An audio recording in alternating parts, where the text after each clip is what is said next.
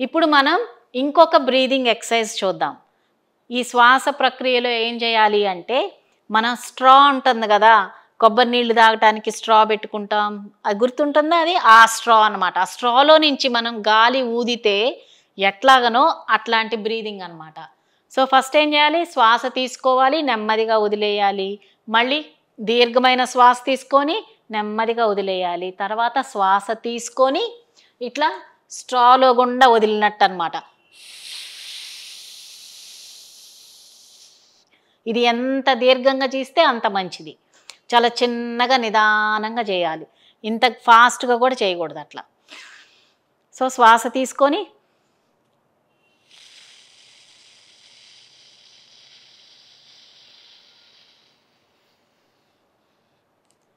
అలా. సో, ఇక్కడేం చేశాము? ఈ 2 పెదాల మధ్య చిన్న హోల్ పెట్టాం. చిన్న కన్నం. ఎంత కన్నము? ఒక స్ట్రా ఎంతైతే లోపలికెళ్ళగలదో అంత చిన్న కన్నం చేసి, ఆ కన్నంలో గుండా గాలి వదులుతున్నామనమాట. స్ట్రాలో వదిలినట్టుగా అనుకోని. సరేనా? అదే స్ట్రా బ్రీదింగ్ అంటే. ఇది కూడా 5 సార్లు చేస్తే సరిపోతుంది. ఇంకా చేయాలంటే చేయొచ్చు గానీ అంత ఎక్కువ అవసరం లేదు. 5 సార్లు చేయండి రోజు.